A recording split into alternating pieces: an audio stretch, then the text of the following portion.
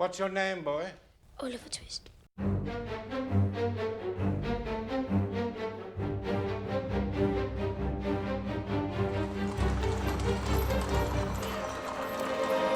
Action! I had a bit of a hard time after The Pianist to decide what to do next. After a while, I realized that what I would like to do the most would be a film for my children. I see them growing up, and I thought it would be really pity, and I may be sorry if I have not done a film that they could relate to. So I started looking around for something that would be suitable. We were looking for a year for another subject for a film after The Pianist, and he wanted to make something for children. And I read a lot of fairy stories, and none of them made any sense to me, nor to him, I have to say. And one night he phoned me and said, Oliver Twist. There was one subject which I've often talked about, was Oliver Twist. My wife knew that I loved that story. One day she said, why don't you do Oliver Twist? And I said, how can I do Oliver Twist? It was done not so long ago. She said, a musical. And when was it done? And then I realized it was made in 1968. Time flies too fast for me to realize that there is almost 2 generations in between. So it was clear that's my next movie. When I was telephoned and they said, we're going to do Oliver Twist, my reaction was, why didn't I think of that? It was such an extraordinarily obvious idea. What was interesting, I think, was that it wasn't just his friends and the people around him who were saying what a good idea, but the distributors all over the world were saying the same thing. We've got to have this film. We must get Roman Polanski's Oliver Twist.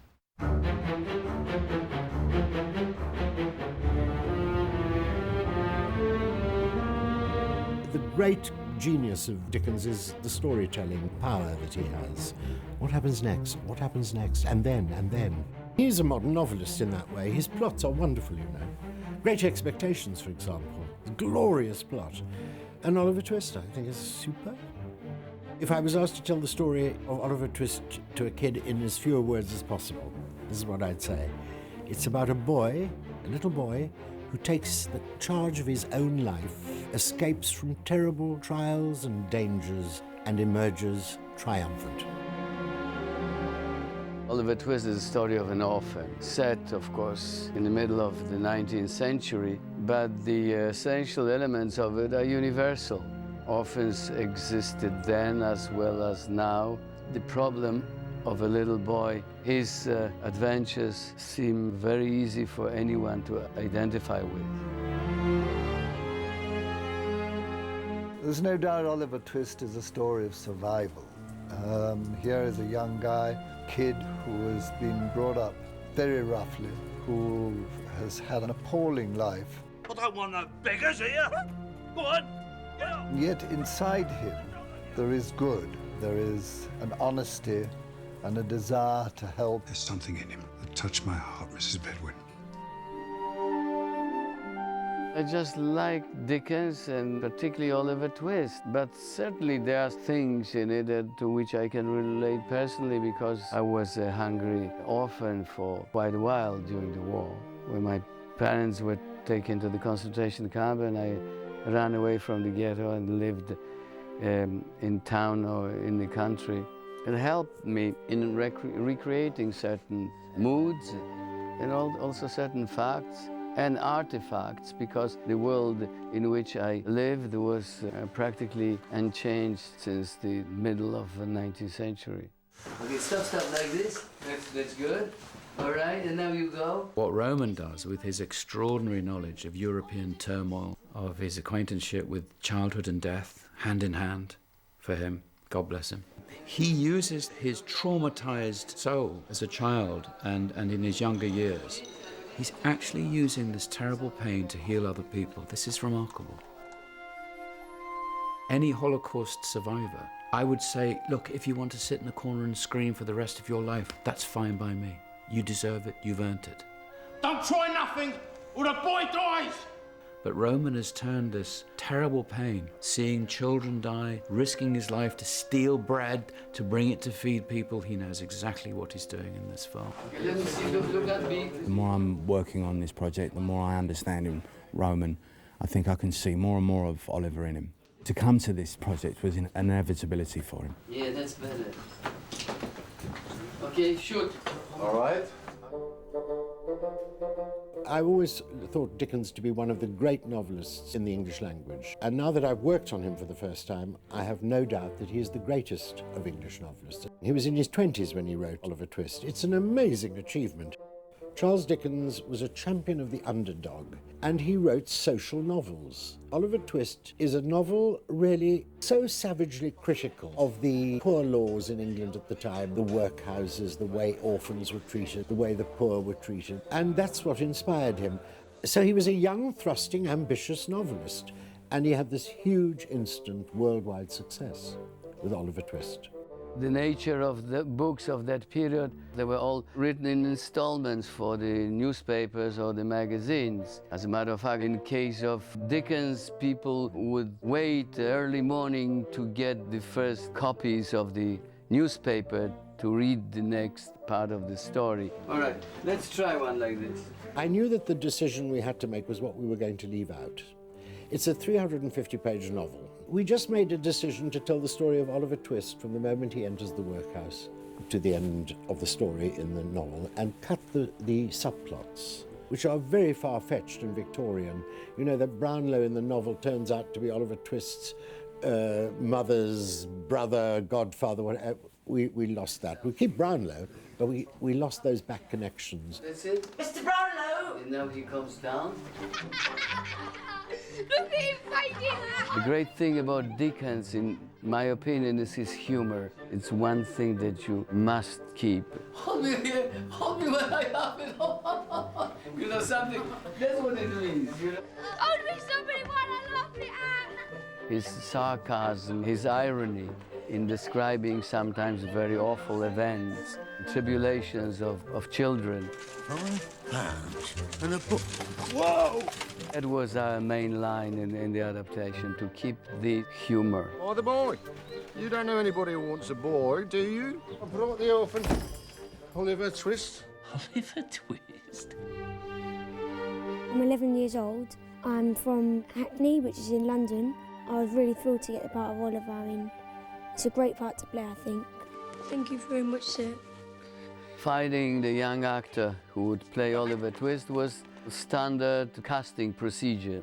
Seeing a lot of boys and eliminating gradually.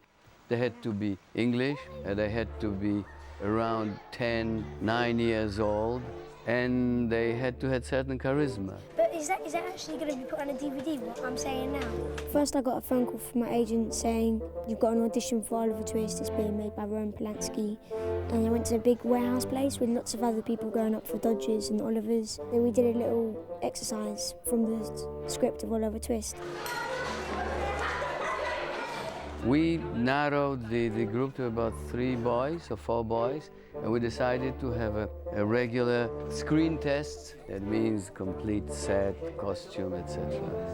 And it was right away clear that Barney Clark was our Oliver. Hello, Mummy. What's your game? There's a bunch of boys surrounding Oliver, basically 2 larger parts, which is Artful Dodger and Charlie Bates. And those were among the boys that we were testing for Oliver. During those days of tests, it became clear that 2 other boys were very good to play 2 other important parts. Cut! Play. Hello, my name is Harry Eden. I'm playing the Artful Dodger. I'm 14 years of age. I wanted to be an actor because of the musical of Oliver Twist. I've always wanted to be the Artful Dodger. Stick with the sausage. Dodger lives with Fagin. He's got loads of friends there. Charlie Bates and London Boys. Hi, I'm Lewis Chase. I'm 13 years old and I play Charlie Bates, okay? In a gang, there's always one joker. I'm the joker in the gang and I'm going to enjoy it. I want you to laugh, and particularly you, because you're the character who's laughing all the time, and you should be always laughing. You know? Roman Polanski said, this movie is not Oliver Twist, this is the Oliver Twist. I want a lot of energy and fire in every actor. I want you to be, always laughing and joking. I want Dodger to be, serious. Everyone just got their own individual part and it mixes great. And it's just like, wow, it's just the film, the Oliver Twist.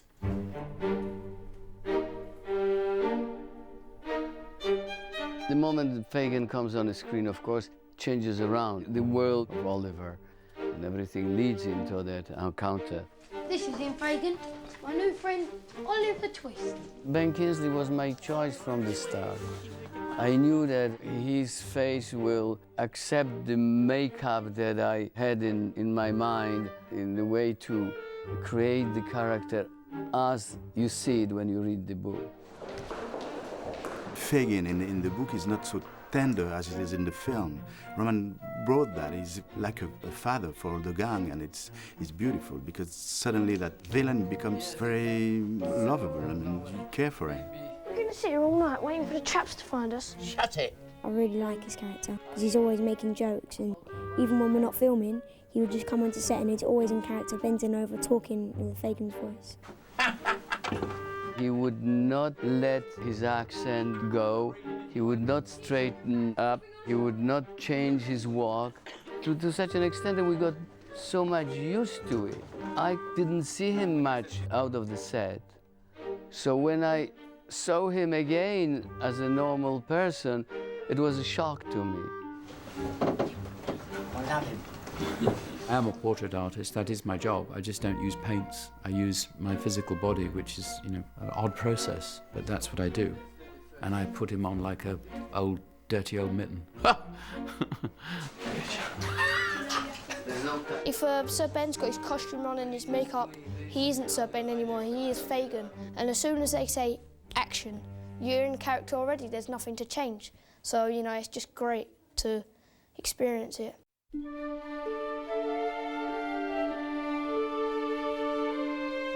One of the fabulous talents of Dickens is this phenomenal variety of characters. It was only a question to find the actors for it, and it took a long, long time. It was clear that all actors will be English from the start, and that was my great joy. These are the actors with whom I like to work the most. And whenever I can use English actors, I do that. Can I see the end of the shot, please? Yes. I think Roman has in mind every character, because he knows by heart every character of Dickens and every character especially of Oliver Twist. No more running. So he knew absolutely exactly how he has to find every actor for every part. Full beer. It's supposed to be gin, this one, but I don't know. The guy said. No, I think, you know what?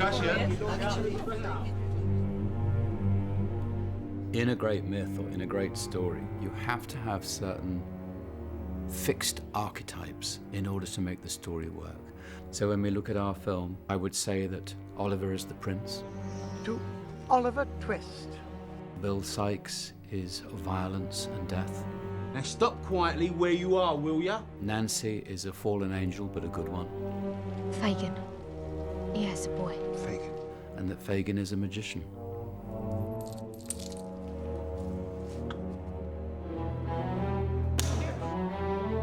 I realized I do my best work when I'm left alone. Yeah, that's it. Yeah, like this. Okay, perfect. But in our profession, it's not very easy. I had it maybe only once or twice before, first time on Chinatown. And that's because I was lucky enough to have, as a producer, the head of the studio. But since then, movies are made more and more by committee. I thought that I can't cope with it anymore. With Robert Ben Musa and Alan Saad, we decided to do The Pianist as a totally independent production. So I did not have a studio breathing on my back. And same with Oliver Twist. Okay, do we rehearse, guys? Yeah, why not? Okay, please. Okay, one more rehearsal, please. Number one. When everyone came to Prague for the read-through, in the scripts, Roman had written kind of like a short note to everyone to explain what his vision of the film was. And he said, you know, his last film being The Pianist. Obviously, in my last film, I was really striving for realism, but with this film, it's a totally different ballgame. He wants to make this film for his children. And he says, I read bedtime stories to them every night and I know well what enchants them and I don't want to disappoint my kids. Through his children, he knows what is going to make kids tick and what's going to interest them. Where is Harry? Hi, Harry. Hi. When should they start, actually? If the camera goes down. When the camera touches the ground. Pull him, you know, you just improvise following the situation. You can hear, around here, you say your first line. You say, who starts that? You start. To make a movie which happens in London 1850 or 1835, you need masses of extras, first of all. You have to dress them in a period costume. You need all those horse-driven vehicles, shops. Obviously, it's a big effort. That's where, indeed, the whole crew meets, because you need all of them. And now it's a big hall, you see, everything stopped. It was very exciting and gave joy to all our collaborators, because that's where they could express themselves and show what they can do so well.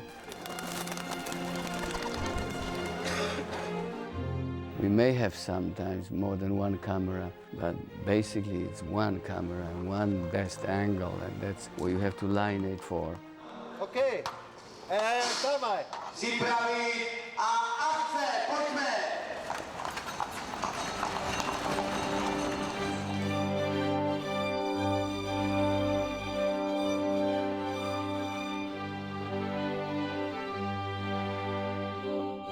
That sequence was very important because it's the discovery of London and the big scene in the film, and it was unbelievable to see that shooting yesterday, or it was the birthday of Polanski, so it was fantastic to see directing this shot incredible during his birthday, and after the shot all the people who was telling happy birthday Roman. It was fantastic.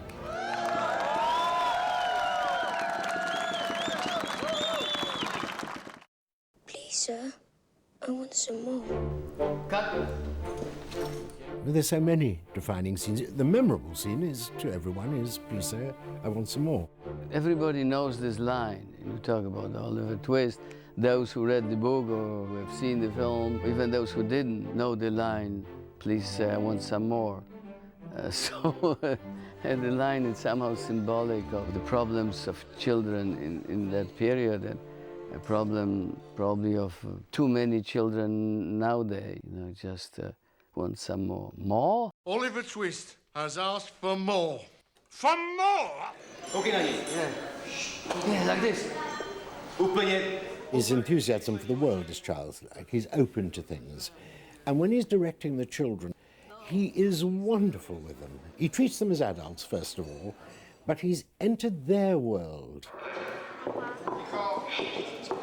He has a capacity for a child's mind, a child's imagination, a child's view of the world. Okay, let me see you doing this, all right?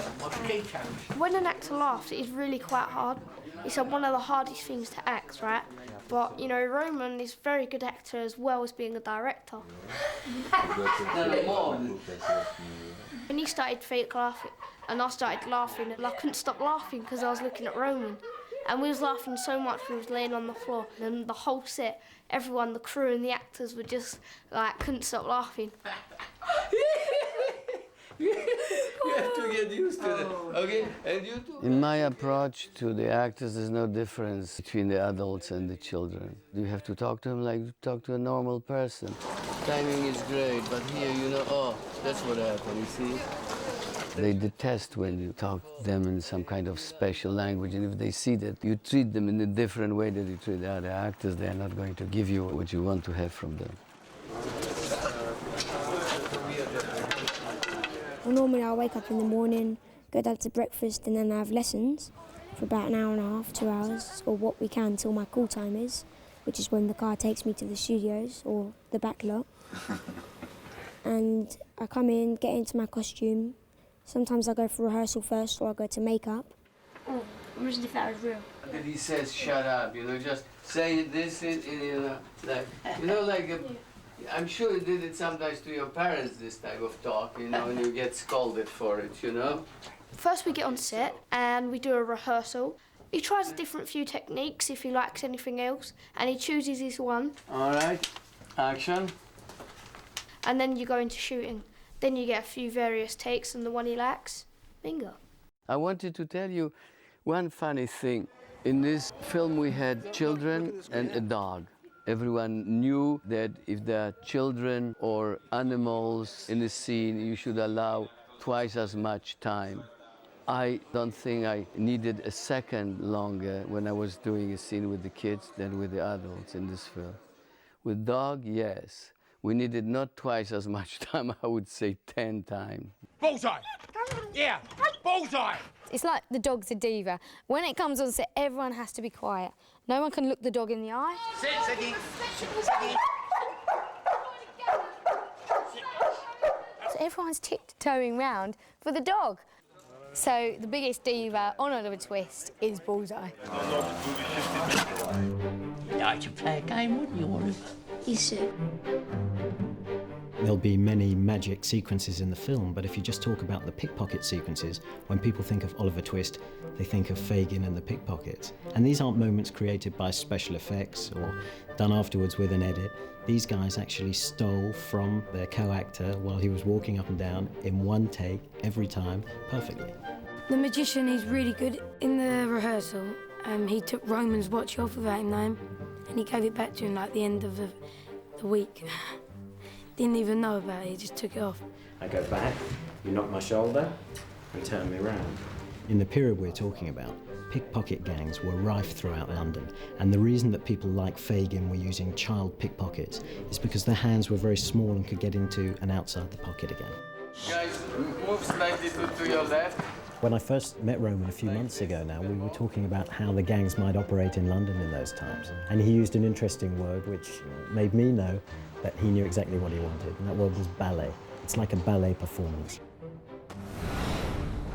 It has to feel like a dance, really, he said. Because real pickpocketers, they do it like a dance. They learned pickpocketing so well that they were pickpocketing people all day long, you know, just for fun.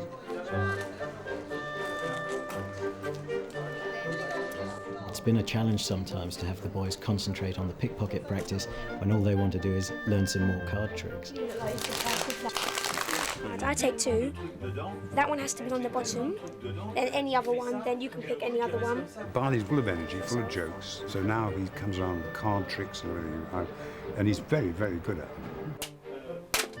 For some reason, whatever card's at the bottom always is the one in the hand. I'm very often asked the question which part of filming I like the most. Are you the new boy? Yes, sir. Well, filmmaking I like the most. The filming itself, that's when it all happens. The rest is the makeup. Cut. It's very good. What is great about Roman, he's trying to find in each scene something which is the most important, like the essence of the scene, essence of the situation, and show it on the screen. Make it simple, understandable for everybody. In this shot, we don't see this, do we? When you see Roman compose a frame for the film, and you see him move a bottle across a table, move a candle, you see that he is creating a composition that is narrative rather than pleasing to the eye in the graphic sense. He knows what makes a memory indelible, and he has the skill to recreate it on the screen. People, when they leave the cinema 3 months later, say, I can still see that scene. It's a wrap. Thank you. And a nice sun.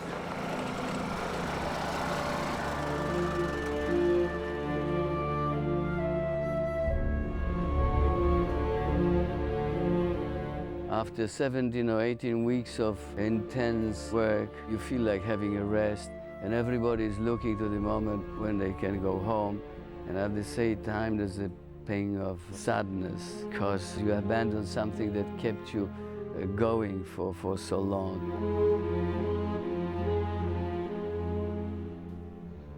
Editing is a very exciting process. It's the second one that I really like very much. It requires a lot of thinking outside When you walk out of the editing room, it stays with you, you know, your head's still working. So you come home and the kids talk to you and you say, sorry, what did you say? Because you're still editing in your head. The point of view is very, very important for Roman. I mean, you have to give very strong point of view for every scene. And here it was clear that it was Oliver's point of view all the time, since the very beginning. Many, many shots are from his point of view, really. And you have to feel that all the time. Hello. Hey. I knew from the start that this is going to be a film which will require a lot of music. It's not a realistic story, it's a bit of a tale for a young audience, and adults as well. I wanted an English composer. It's an English story, English actors, it's Dickens. It would be silly to take somebody who does not have this sort of background, and we're lucky enough to have Rachel.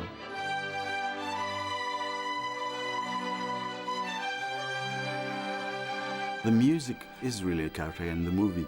I think Rachel Portman is fantastic because she loves children. She's got children herself, and she's so interested in that world, the world of children. That's why her contribution to the movie is fantastic.